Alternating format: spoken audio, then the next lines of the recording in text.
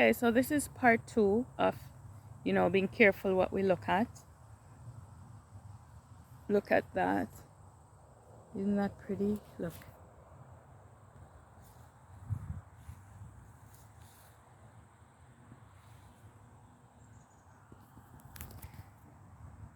So, yes, it's important what we look at.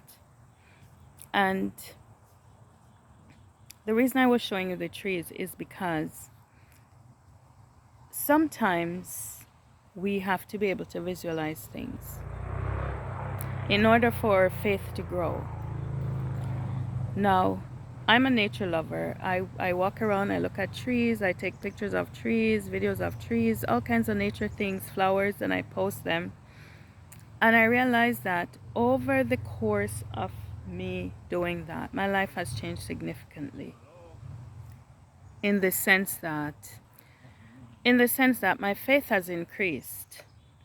Because when I walk and I look at the trees, I find myself imagining their roots, how deep they go. I look at the leaves and I go for walks in different seasons. So, for instance, this tree,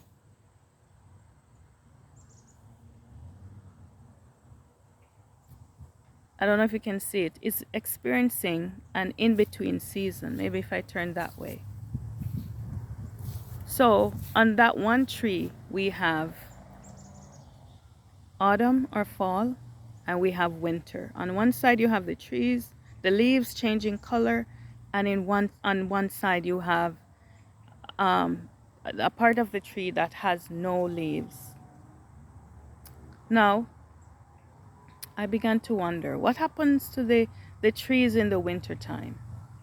How come the trunk remains solid? And I've come to realize that sometimes, even if the tree looks small, even if it looks like a twine, the roots run deep, so they're able to find water sources for nourishment.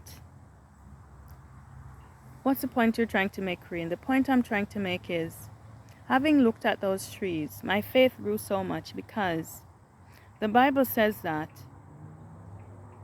God, who in creation breathed the breath of life into man, and man became a living soul. And I started to think of that, that as a human being, I am important. The world and other things, people, might want us to think that we're not important, may treat us a certain way, to the point where we start to think that we're not important.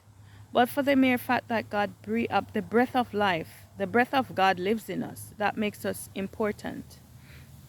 And in terms of the hierarchy of things, humans are far more important than trees.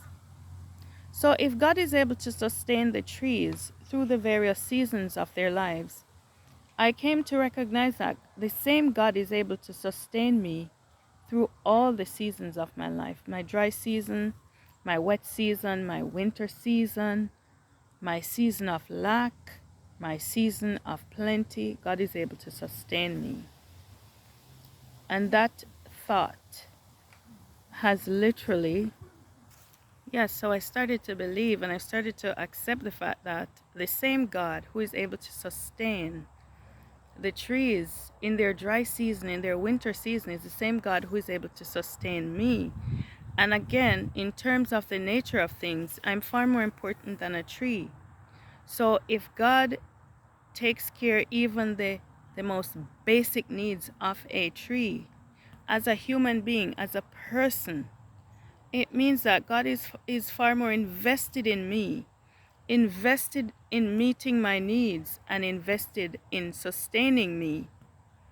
So, I came to recognize that God is going to see me through all the various seasons of my life. And I just stopped by to tell you today, be careful what you look at.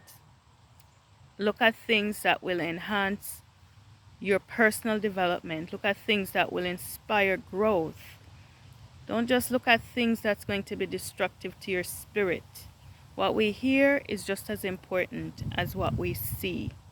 So watch your eyes what they see. Watch your ears what they hear. Watch what you allow into your spirit.